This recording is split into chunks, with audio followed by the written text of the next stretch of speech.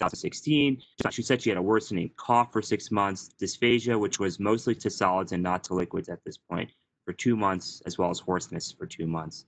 She, on exam by her PCP, was found to have a goiter with bilateral nodules, so the plan was to get a thyroid ultrasound, some thyroid function tests, as well as consulting endocrinology. Her past medical history, rather benign. She has major depressive disorder. She had a tubulovillous adenoma for which she had a left-sided hemicolectomy, asthma, hypertension, and dyslipidemia. The thyroid tests that were ordered and done were as follows. So the TSH was within normal limits, and you can see her free T4 and free T3 as well were within the reference. You can see she has a right, this is what the thyroid ultrasound showed, and it showed a right thyroid nodule, solid nodule measuring at about 4.42 centimeters. And it's isoechoic and really without any microcalcifications. On the left side, she has a fairly large nodule measuring about 8.28 centimeters in the largest dimension. It's solid, hypoechoic, and you can see these coarse calcifications throughout the nodule. And it also has some irregular margins. So she was seen by endocrine surgery in June of 2016, and on exam, these nodules were also palpated, but also she was found to have multiple firm fixed lymph nodes in the lateral neck from levels 2 to level 2 to 4. An ultrasound, and it showed this lymph node in level 4, which is without its fatty hilum and distorted architecture, raising questions of a possible infiltrative process going on here. And the lymph node is 2.81 centimeters in the largest dimension.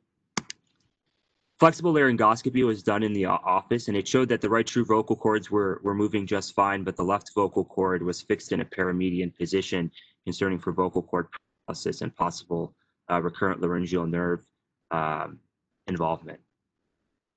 So it was elected that a FNA of the largest lymph node, which I showed you previous, be done, and cytology returned back as positive for malignancy.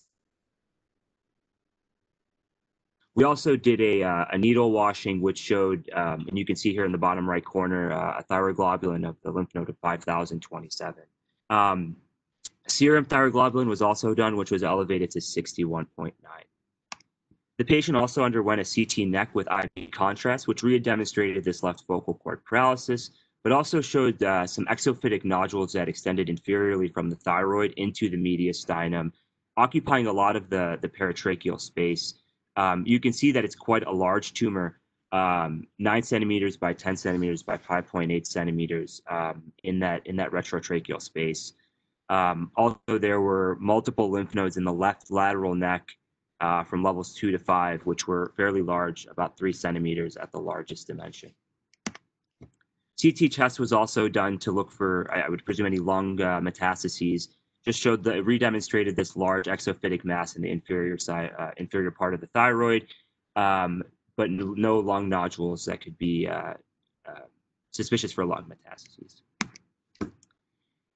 Endocrinology was a little bit worried that this could possibly be invading the mucosa of the esophagus, and so an EGD with EUS was done. The lesion was re-demonstrated on EUS, but it showed no invasion of the esophageal wall. So the patient underwent total thyroidectomy with left modified radical neck dissection. And there were multiple lymph nodes that were seen all the way down to level 4, which were demonstrated in the CT scan that were excised. The right lateral neck appeared to be okay grossly, and there was a tumor found to be there's tumor on and excised off the esophagus and the tracheal rings.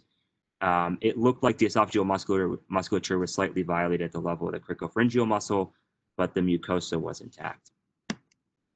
So the surgical pathology, not surprisingly, returned as papillary thyroid cancer. You can see that the tracheal deposit was consistent with PTC. A fairly large primary dominant lesion on the left side, measuring at about 10 centimeters with positive margins. The deposits on the esophagus were also consistent with papillary thyroid cancer. And you can see that the left lateral neck was also involved with carcinoma, 7 of 9 lymph nodes that were removed, with the largest implant 5.3 centimeters and showing extranodal extension. The right thyroid lobe also had papillary thyroid cancer, 0.6 centimeters, obviously not as big as the left side. And she did have evidence of chronic lymphocytic thyroiditis on her pathology.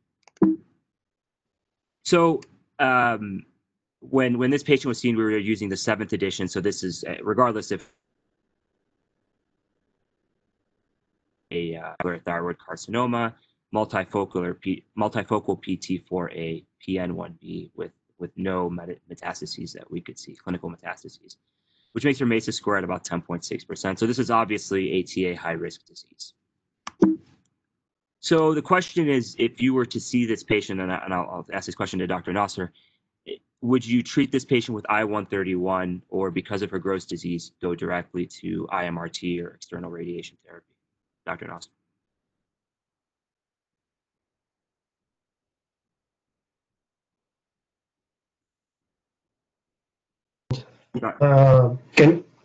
Yes, we can hear you now.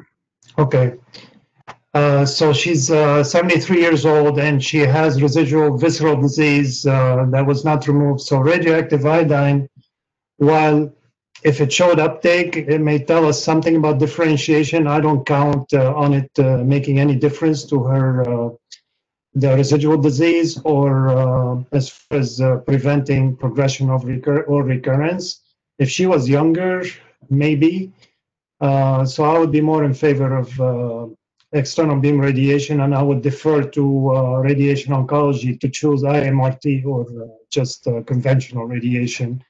Now, would it be with curative intent or palliative? I think, again, it's up to them, but I think it would be palliative at this stage.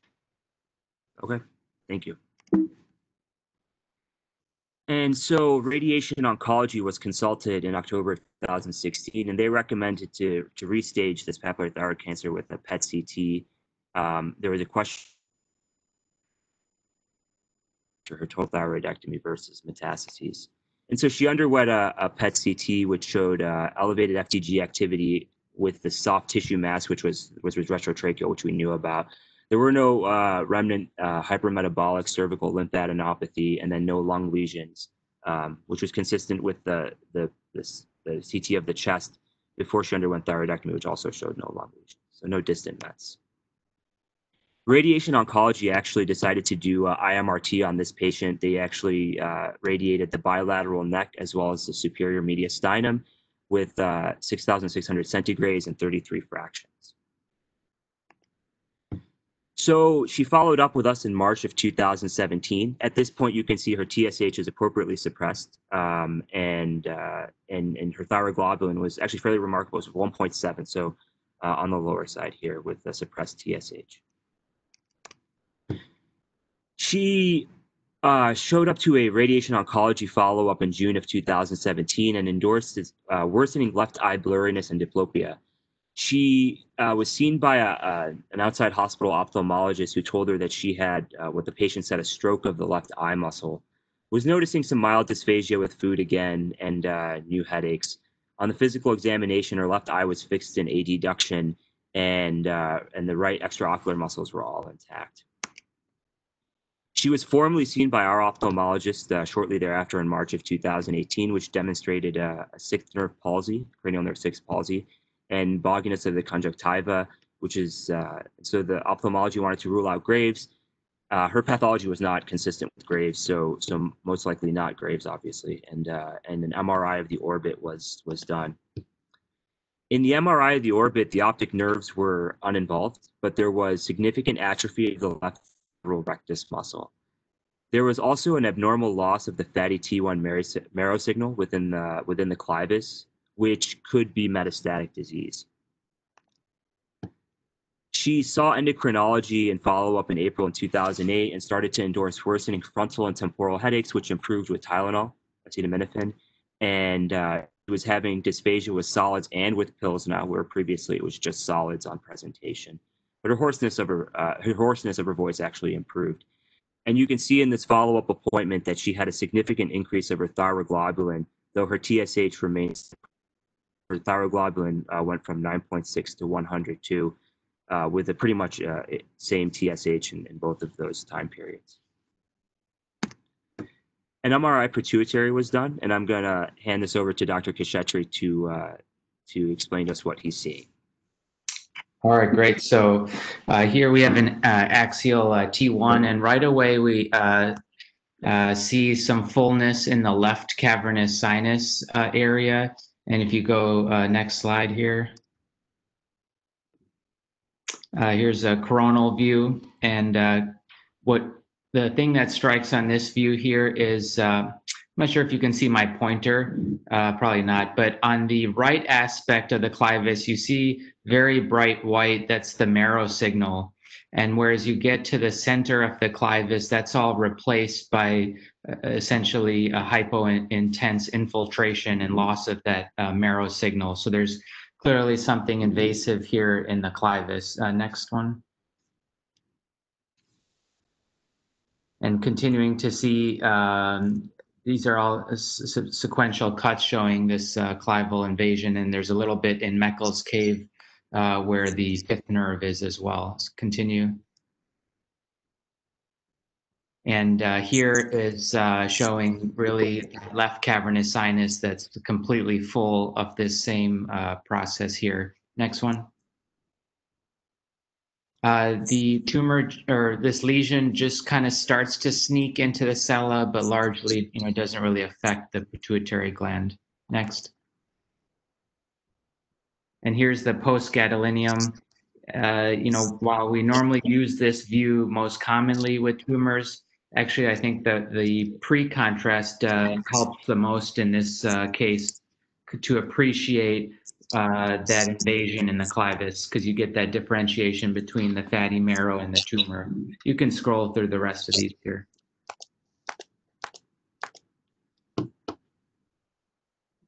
And this is just a sagittal view here, where we can see, if you go all the way down to the bottom of the picture, we do see C1 and C2, and you see a normal bright marrow signal in those spaces, whereas when you come up to the clivus, just underneath the pituitary gland, you have a loss of all of that signal and some evidence of some soft tissue infiltration. Next. Thank you, Dr. Kshettry. So the patient actually saw Dr. Kshettry in May of 2018. Was found to have complete ptosis of her left eye, as well as decreased reactivity of that ipsilateral pupil. She also was found to have pretty much a C3, 4, 5, and 6 palsy, all on the left side. And so really the assessment and plan here was that this could be possibly a benign meningioma versus a thyroid met versus a lymphoma. And the question was, do we do upfront fractionated radiosurgery versus endonasal biopsy? Dr. Kshettry. So, let's comment in there. So really, where is this lesion? It's clivus and cavernous sinus. And the how quick these symptoms and how severe her cranial nerve palsies really sets off alarms that this is something malignant rather than benign. Most commonly within clivus is the epicenter. We're thinking either chordoma, chondrosarcoma, metastasis, plasmacytoma.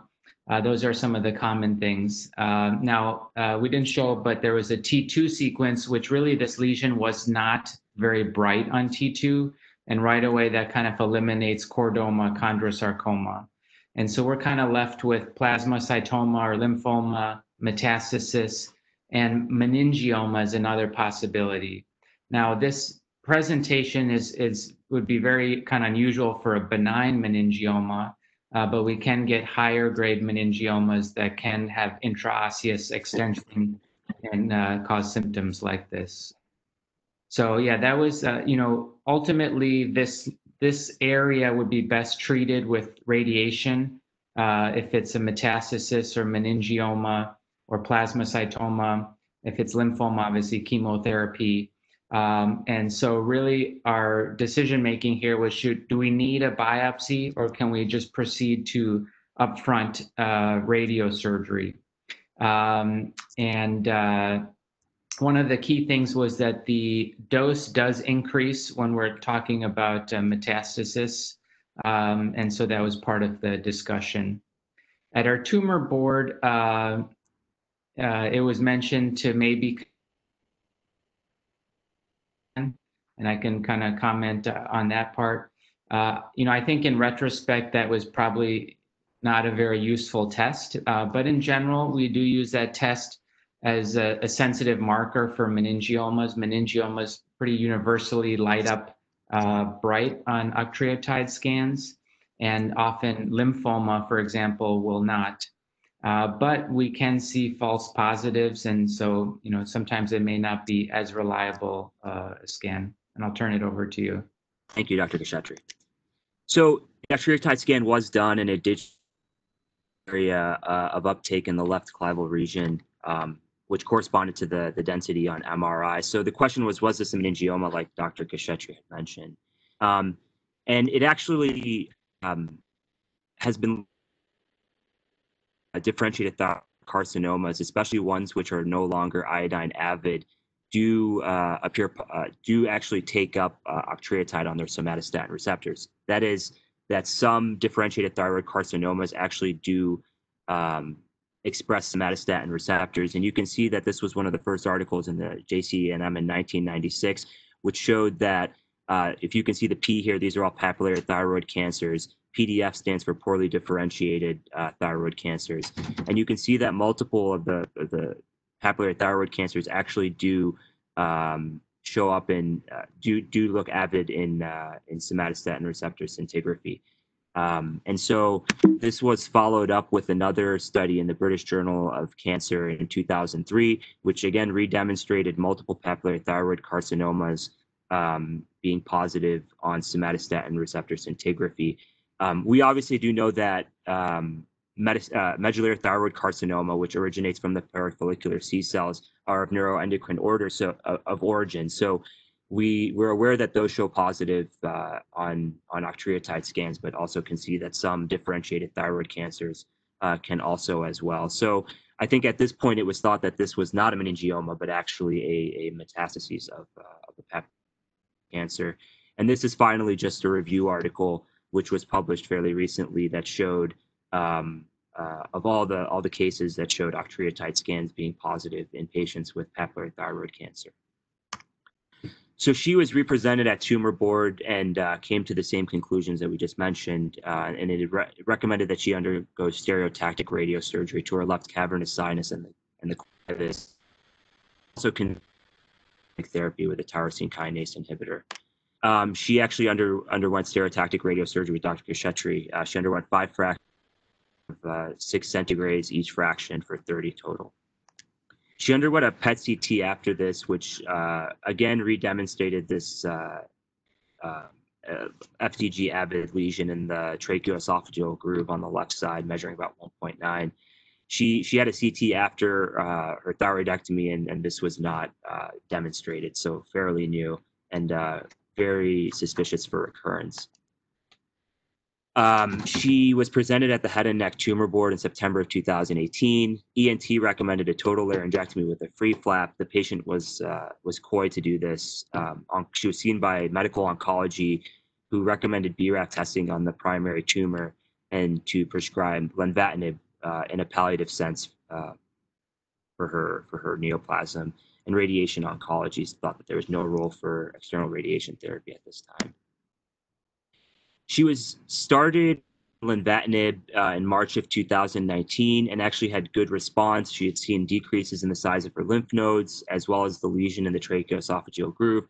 Her headache had all but resolved, and but she was dealing with some of the side effects of the lenvatinib, which we know of, including decreased appetite and debilitating fatigue. But her dysphagia had improved.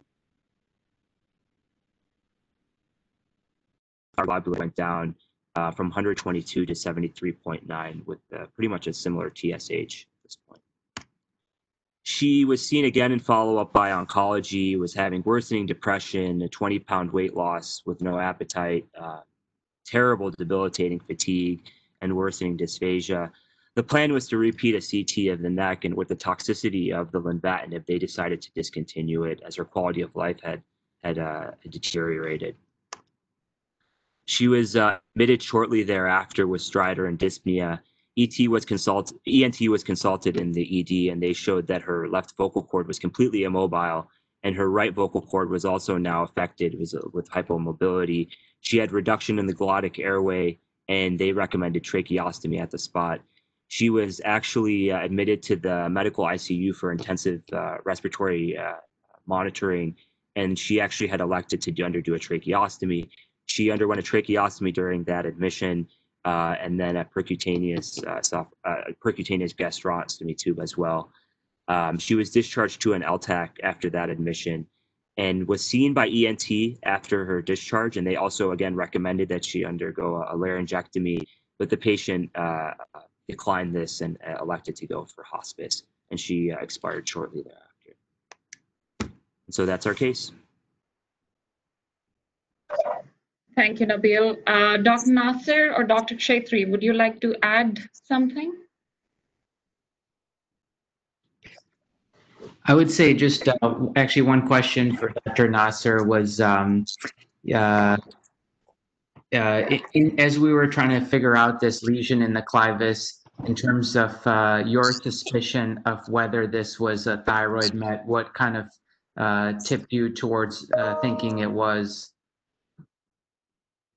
Well, the thyroglobulin, had risen, and we know this is her cancer.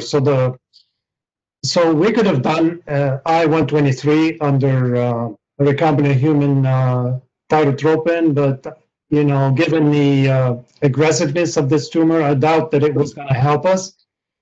So given that she didn't have any other known malignancy, we were left with either meningioma or metastasis from thyroid cancer. So that's why, I thought this way. Dr. Garib, no discussion of thyroid cancer can be complete without your remarks. So if you would like to comment on the case, you're muted, so you will need to unmute yourself.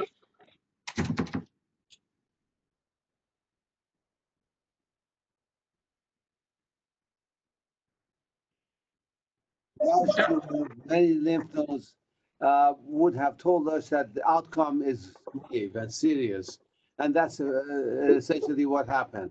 So I think that the patient received best care. Unfortunately, these tumors are aggressive at the end, and this is what happens. Local invasion or metastatic disease, patients will have complications and succumb. But I think this is a great teaching case to tell us, number one, what are risk factors at the beginning and how to manage the patients with available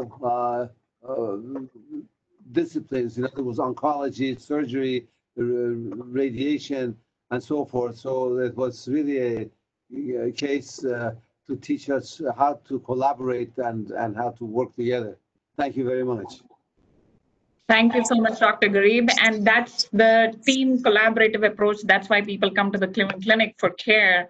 Thank you, Dr. Madhun, Dr. Nasr, and Dr. Kshettry for leading us through this case. Unfortunate patient and a very complicated thyroid cancer. And now we'll be moving on to Dr. Garib's presentation. Now, while Dr. Garib loads his presentation, you can all see the certificates at the back, so can I. I don't think he really needs an introduction, but I would like to say that he is one of the gurus of thyroid. He has published more than 200 papers and 3 endocrine books, including the Thyroid Nodule in 2017.